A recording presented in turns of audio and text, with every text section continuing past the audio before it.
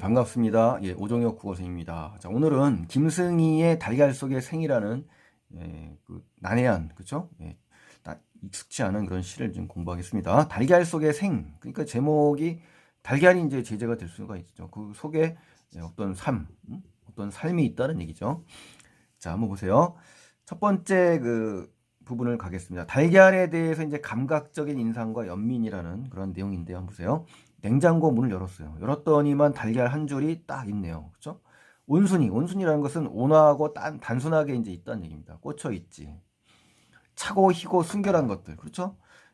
달걀이 바로 이렇게 여러분 차죠. 냉장고 안에 있으니까. 그다음에 하얗죠? 또 순결한 것들.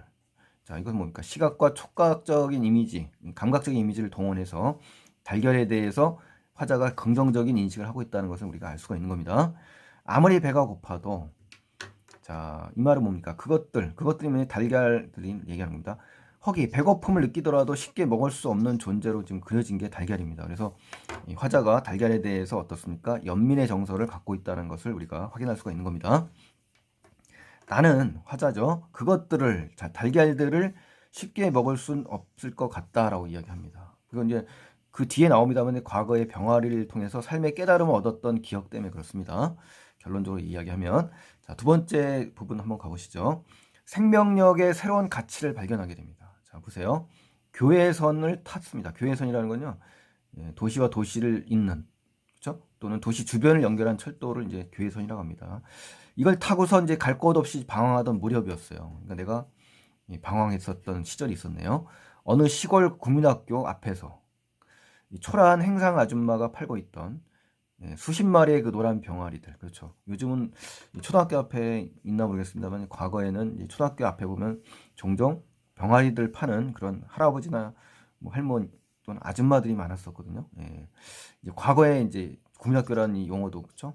과거라는 걸 알 수 있습니다. 지금보다 훨씬 이전. 마분지꽉. 자, 마분지꽉이라는 건요. 판지나 보드지를 마분지라고 하지 않습니까? 이 곽은 이제 상자를 얘기하는 겁니다. 이 상자 속에서 바글바글 끓다가, 이제 바글바글이라는 건요, 한 곳에 많이 모여서 어수선하게 자꾸 움직이는 것을 이제 바글바글이라는 음성 상징어가 나온 거예요. 마분지가 위로 보글보글, 자, 보글보글 기어오르던, 역시 음성 상징어죠. 우리 그 라면이나 뭐가 끓이면 막 끓어오르지 않습니까? 적은 양의 액체가 계속 야단스럽게 끓어오르는 모양. 이제 마분지 안에서 계속 뭡니까? 올라오는 모습을 얘기하는 거죠. 기어오르는 모습. 그래서 이 보글보글 바글바글은 음성 상징어를 통해서 어떻다? 병아리들의 생생함, 그렇죠? 생동감을 드러내게 해주는 효과가 있다는 거 확인하시면 되겠네요. 자, 노란 것들은 이제 마분지각 위로 기어오르면서 뭘 보여준다?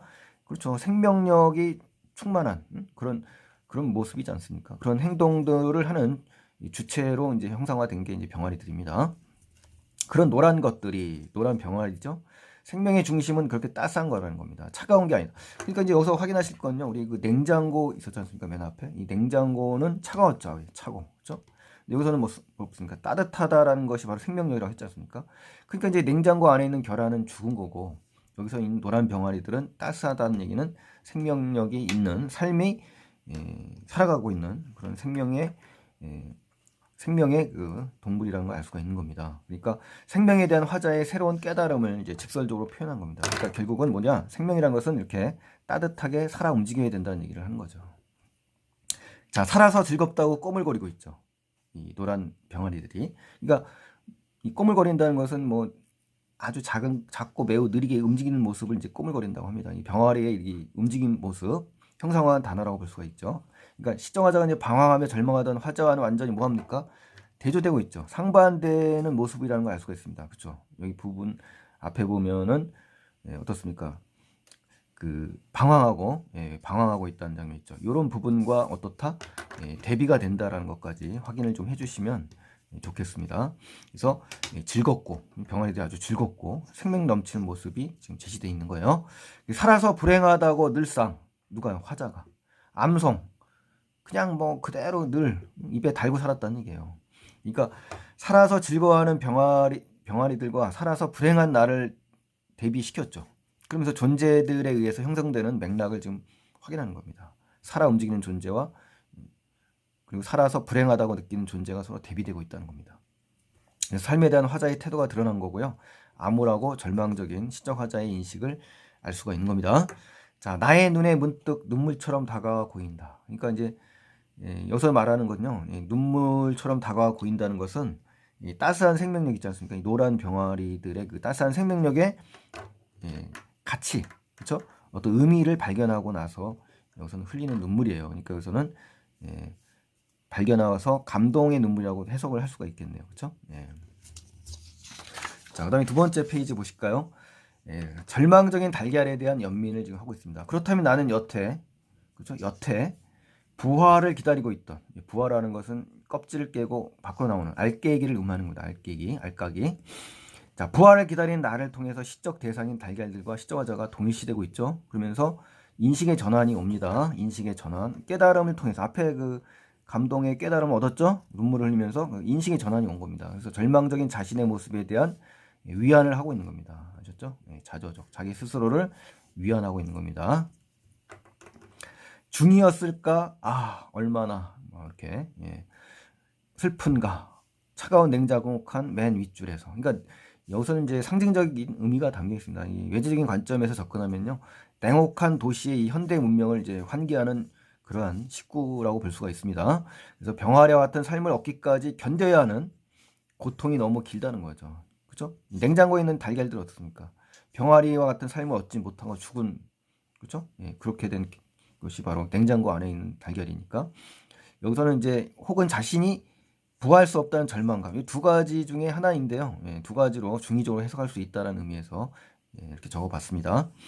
자, 달걀 껍질 속의 흰자위와 노른자 위는 무슨 꿈을 꾸고 있을까? 중풍으로 쓰러진 아버지의 병실에서 입원비 걱정을 하고 있는 우리 가난한 형제들처럼 그랬을까? 비유가 나왔는데요. 우리 직유법이 나왔지 않습니까? 여기서 이제 달걀, 냉장고 속에 이제 달걀들의 마음하고 우리 시적화자를 포함해서 가족들의 마음이 지금 어떻습니까? 서로 이렇게 연결이 돼 있지 않습니까? 이렇게 해서 삽입이 됐다라고 볼까요? 이렇게 표현을 했는데요. 결국은 가난한 이 시적 상황, 화자의 그 시적 상황이 드러났고 현실에 대한 절망적인 인식이 이 속에 담겨 있습니다. 화자가 놓인 처지를 짐작할 수가 있죠, 우리가. 시적 화자가 자신을 병아리처럼 생명력 넘친 존재가 되지 못한 불행한 존재로 지금 인식을 하고 있다라고 여기 이 부분에서는 확인을 할 수가 있는 겁니다.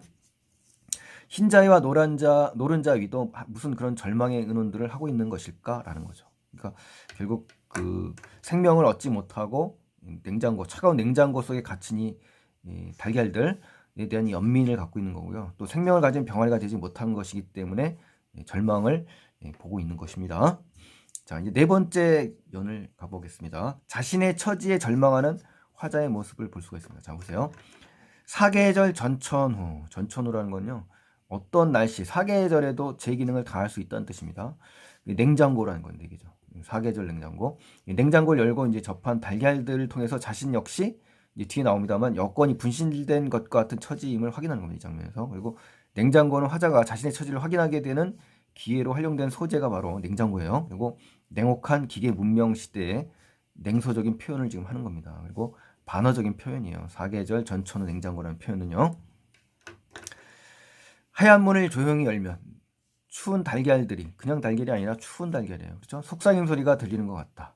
그러니까 화자가 이제 달걀들의 속삭임 소리를 통해서 뭘 보여주는 거냐? 달걀들, 시적 대상들이잖아요. 이 청각적으로 나타낸 겁니다. 속삭임 소리 그랬으니까. 시적 화자의 주관적인 인식을 지금 드러낸 거고요. 생명력을 빼앗겨버린 달걀들의 절망적인 목소리를 우리가 짐작할 수가 있는 거죠. 그리고 달걀에 대한 화자의 연민과 또 감정이입이 이 속에 담겨 있다라고 우리가 확인할 수가 있는 겁니다. 중요하니까 잘 정리하셔야 돼요.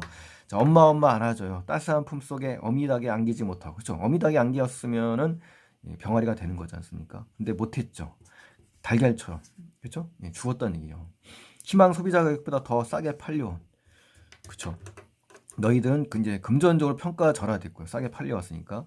또 자본주의 냉혹한 현실에 대한 화자의 냉소적 표현이 이 속에 담겨 있는 겁니다. 외제적인 의미에서요. 자, 너희들처럼, 그죠? 너희들. 시적 대상인 달걀들을 지금 뭡니까? 시적 청자로 이제 설정하는 장면입니다. 이렇게 해서. 나도 화자죠. 역시 여건이 분신될 사람처럼. 그러니까 도라는 건요, 동일시 됐다는 얘기입니다. 자유를 빼앗겼다는 얘기입니다. 여건이 분실됐다는 것은. 생명력을 찾아 떠날 수 있는 자유를 박탈당한 사람을 의미하는 거고요. 절망적인 상황을 벗어날 수 있는 의지마저 박탈당한 사람이라는 것을 우리 여건이 분실됐다는 의미로 우리가 읽을 수가 있습니다. 그래서 생명력을 상실케 하는 이 자본주의의 견고함, 이 자본주의의 폭력성, 자본주의의 억압성을 우리가 여기서 확인할 수가 있습니다. 환기라는 건 불러일으킨다는 뜻이에요. 그래서 이 부분은 외적인 관점에서 그렇다는 겁니다. 자, 희망의 온도가 차츰 내려갈 때, 희망의 온도가 내려간다는 거 뭐예요? 희망이 점점 사라져가는 거죠. 그러니까 이 상황이 점점 어떻습니까? 절망적으로 지금 악화되어가는 상황을 지금 비유하는 겁니다. 은유적인 표현이에요. 오히려 절망은 조용하고 초연해진대. 그러니까 오히려 절망이 초연해진다는 건요, 이 화자 자신과 달걀을 동일시하는 장면이고요.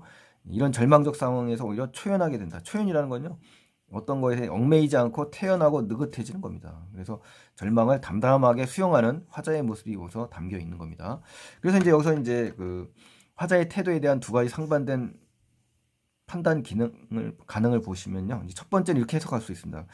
그런 절망쯤이 이제 개의치 않다는 초연한 결연한 태도로 볼 수도 있고요. 두 번째는 더 이상의 희망은 없음을 확인하는 절망적인 화자의 태도로 두 가지로 이제 추측할 수가 있습니다. 그래서 여러분께서는 두 가지 모두 알고 계시되 이제 시험 출제될 땐 어떻습니까? 보기가 반드시 나오니까요. 보기를 바탕으로 판단하라고 할 겁니다. 그러니까 그러한 의미에서 열려 있는 감상을 좀 하실 필요가 있습니다. 제 개인적인 의견은 1번에 조금 가까워 보이거든요. 그렇지만 둘 다 가능성 있는 이 열린 결말을 꼭 가지고 계셔서 시를 바라보면 좋겠습니다, 여러분. 자, 그래서 아주 굉장히 낯설고 어려운 그런 작품의 시가 출제되고 있습니다, 여러분. 자, 그래서 앞으로는 이제 수능 특강과 연계되는 연계율이 떨어지고 있지 않습니까? 그래서 무조건 배운 작품을 잘할 수 있다는 표현보다는 낯설고 그 어려운 작품이라도 능수능란하게 해결할 수 있다라는 그런 자신감이 있을 정도의 공부 방법이 효과적일 것 같습니다, 여러분. 자, 오늘 구독 안 하신 분들은 구독 버튼 눌러주시고요. 좋아요 버튼 눌러주시면 고맙겠습니다. 다음 시간에 또 이어지겠습니다. 고맙습니다.